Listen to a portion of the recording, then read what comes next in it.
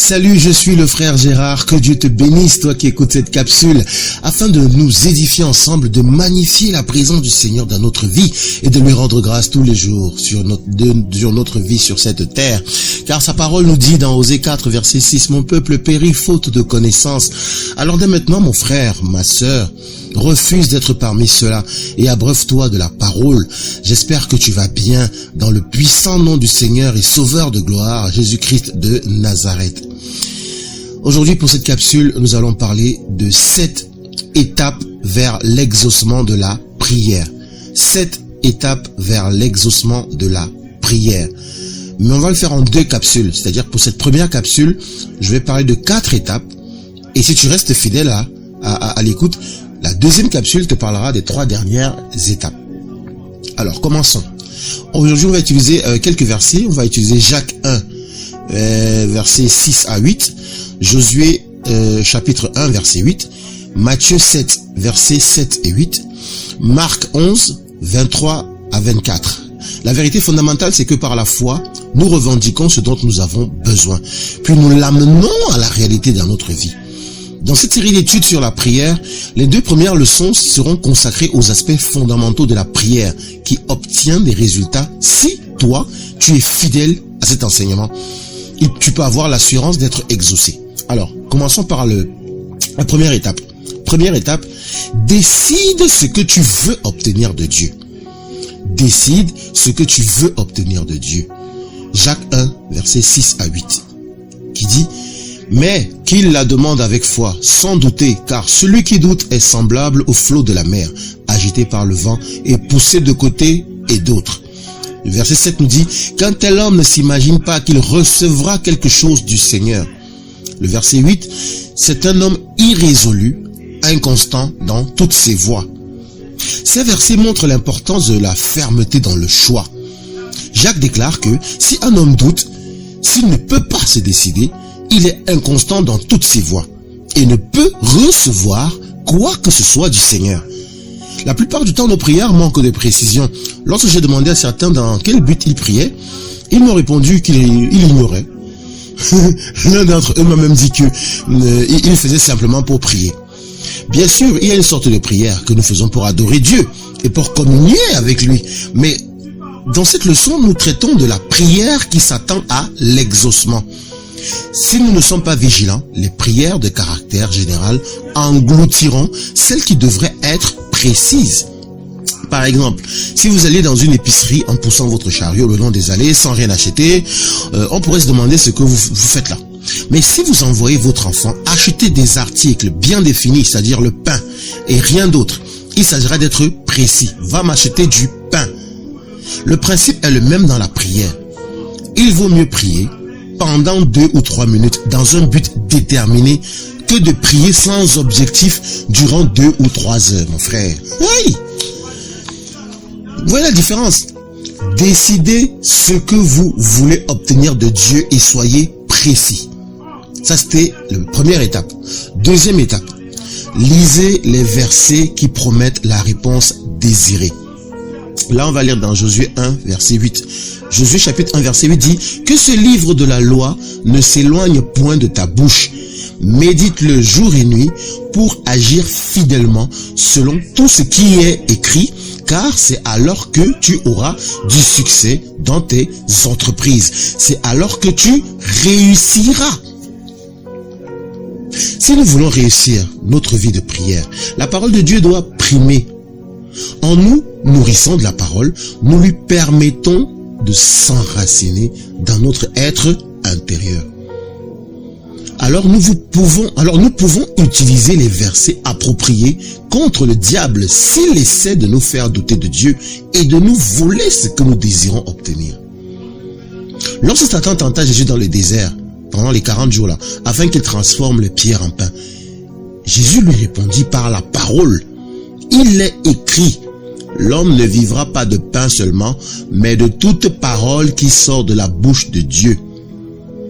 Puis Satan le transporta sur une autre montagne extrêmement élevée, et il lui montra tous les royaumes du monde. Il dit à Jésus que si tu te prosternes et tu m'adores, je te donnerai tout ça. Jésus répondit encore, il est écrit, tu adoreras le Seigneur ton Dieu et tu le serviras lui seul. Ça ne se termine pas là. Alors Satan l'amena et le plaça sur le haut du temple en lui disant, jette-toi en bas. Jésus expliqua de nouveau en se servant de la parole. Il est écrit, tu ne tenteras point le Seigneur ton Dieu.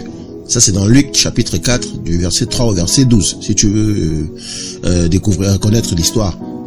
Maintenant, pour vaincre le diable, Jésus a utilisé la même arme qui est à la disposition de chaque croyant aujourd'hui, donc toi. La parole de Dieu. Face à la tentation et au doute, notre seule réplique doit être « Il est écrit ». Si les Écritures sont fermement enracinées dans notre cœur, nous serons prêts à parer à toutes les attaques du diable. Troisième étape, demandez à Dieu ce que vous désirez. Matthieu 7, versets 7 à 8. Le verset 7 dit, demandez et l'on vous donnera, cherchez et vous trouverez, frappez et l'on vous ouvrira. Le verset 8 dit, car quiconque demande reçoit, celui qui cherche trouve et l'on ouvre à celui qui frappe. Dans Matthieu 6, verset 8, Jésus dit, votre Père sait de quoi vous avez besoin avant que vous le lui demandiez. Cependant, dans le chapitre suivant, comme l'indique le verset ci-dessus, Jésus nous exhorte à demander ce dont nous avons besoin. Même s'il connaît nos besoins, il veut que nous les lui présentions et lui demandions son aide. Demandez à Dieu ce que vous désirez.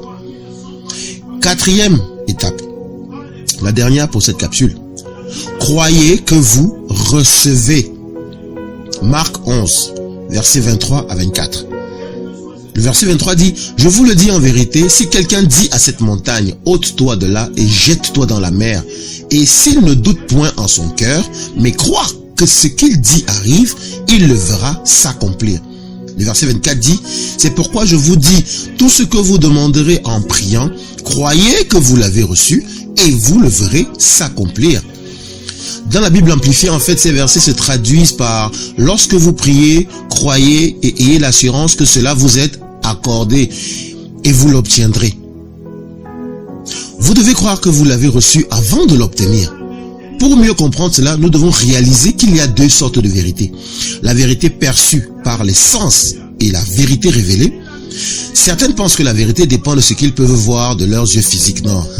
Mais nous ne pouvons pas voir les choses spirituelles, les gars, qui ne sont ni charnelles ni matérielles. Comment peux-tu voir les choses spirituelles, mon frère, ma soeur? Dieu a pourvu à tous nos besoins dans le domaine spirituel. Béni soit le Dieu et Père de notre Seigneur Jésus-Christ, qui nous a bénis de toutes sortes de bénédictions spirituelles dans les lieux célestes en Christ Jésus. Éphésiens chapitre 1 verset 3. C'est en Jésus-Christ que Dieu pourvoit à tous nos besoins. Les bénédictions ne sont pas perceptibles à l'œil nu, mais elles existent. Lorsque la vérité perçue par nos sens contredit la vérité révélée, la parole de Dieu, c'est-à-dire la parole de Dieu, la vérité révélée, c'est la parole de Dieu. Je marche selon la vérité révélée. Je chemine selon la parole de Dieu. Ce qui existe dans le domaine spirituel devient une réalité sur le plan naturel par la foi. La foi s'en empare et l'amène à la réalité dans notre vie. Donc, lorsque vous priez, croyez que vous avez reçu ce que vous avez demandé et vous l'aurez. Cela dépasse notre intelligence naturelle, n'est-ce pas? Notre raisonnement naturel ne peut le comprendre, mais nous devons marcher par la foi et non par la vue. Mon frère, ma soeur, marche par la foi et non par la vue. Franchement, tu pries tous les jours, mais ça ne se trouve jamais parce que tu ne crois même pas que ce que tu demandes. À peine tu demandes un truc, après tu dis, Seigneur, vraiment, il me faut les 10 000 là pour payer mon loyer. Dès que tu finis de prier, tu commences à dire, mais je vais me faire comment pour avoir les 10 000 ici?